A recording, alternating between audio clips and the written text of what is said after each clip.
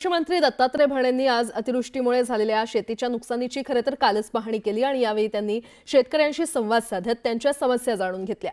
Soybean, तूर, कपाशी यासह इतर पिकं पाण्याखाली गेल्यानं शेतकऱ्यांचं मोठं नुकसान झालंय। राज्यात अतिवृष्टीमुळे 63 लाख हेक्टरवरील पिकांचं नुकसान झाल्याची माहिती कृषी मंत्र्यांनी दिली आहे। तर दिवाळीच्या आधी शेतकऱ्यांना नुकसान भरपाई देऊ असं आश्वासन भरणे यांनी दिलंय। लवकरात लवकर दिवाळीच्या अगोदर मानण्यापेक्षा लवकरात लवकर ही नुकसान भरपाई दिली जाईल। साहेब, एका महिन्यापूर्वी आपण इथूनच वाशिम जिल्ह्यातूनच घोषणा केली होती की 19 जिल्ह्यात नुकसान झालं आहे, आपण लवकर मदत देऊ। अद्याप आज एक आलेली मदत आपल्याला माहिती आहे की पंचनाम्याला उशीर लागतो, पाऊस तर जोरात आहे। ऐका ना, मे आणि जून ची मदत आलेली।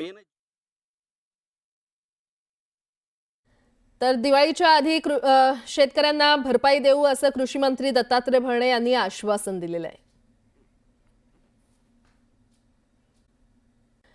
बातमीपत्रामध्ये आता पाहणार आहोत सकाळच्या महत्त्वाच्या 100 बातम्या अतिशय वेगवान स्वरूपात। सुरुवात करूयात। चुकीचं काम करणाऱ्या अधिकाऱ्यांना आम्ही सोडणार नाही असा इशारा रोहित पवार यांनी दिलाय। चांगलं काम करतात त्यांचा सत्कार करतो, मात्र चुकीचं काम होत असेल तर त्यांना सोडणार नाही असं रोहित पवार म्हटले। खासदार सुनील तटकरेंचा कर्जतमध्ये सत्कार सोहळा आयोजित करण्यात आलेला आहे। यावेळी राष्ट्रवादीच्या वतीनं जोरदार शक्ती प्रदर्शन केलं जाणार आहे। आगामी स्थानिक स्वराज्य संस्थांच्या निवडणुकीच्या पार्श्वभूमीवर या सोहळ्याला महत्त्व प्राप्त झालं असून राष्ट्रवादीचे प्रमुख नेते या सोहळ्याला उपस्थित राहणार आहेत। आम्ही भाजप शिवसेना युतीसाठी प्राधान्य देणार, मात्र ती युती प्रामाणिकपणे झाली पाहिजे असं वक्तव्य आमदार संजय गायकवाड यांनी केलंय। तर स्थानिक स्वराज्य संस्थेच्या निवडणुकीसाठी 3-3 कोटींपर्यंत खर्च होतो असंही ते म्हटलंय। आता आपण मोठ्या प्रमाणात डिजिटल ट्रान्झॅक्शनकडे चाललो आहोत आणि बँकेचे सेव्हिंग अकाउंट देखील आपल्याला केवायसी करावे लागतं आणि त्यामुळे लाडक्या बहिणींसाठी ई-केवायसी बंधनकारक करणं यात काही गैर नाही अशी प्रतिक्रिया मंत्री चंद्रकांत पाटील यांनी व्यक्त केली आहे। मुख्यमंत्री जेव्हा सांगतात तेव्हा सर्वांनी ऐकलंच पाहिजे। मुख्यमंत्री फडणवीसांनी पडळकरांना समज दिली आहे आणि त्यामुळे आता गोपीचंद पडळकर भान ठेवून बोलतील असा विश्वास दीपक केसरकर यांनी व्यक्त केला आहे। आनंद दिघेंनी ज्यावेळेस शिवसेना घराघरात पोहोचवली त्यावेळेस संजय राऊत पाळण्यात झोके घेत होते।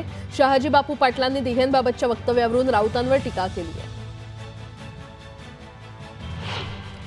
भारत पाकिस्तान सामन्याच्या जाहिराती सोशल मीडियावर प्रसिद्ध करू नका असं पत्र शिवसेना उभाटाकडून सोनी वाहिनीला देण्यात आलंय। दरम्यान आधीच्या सामन्यात जाहिराती केल्या, मात्र आता जाहिराती करणार नाही असं आश्वासन सोनी वाहिनीकडून देण्यात आलंय।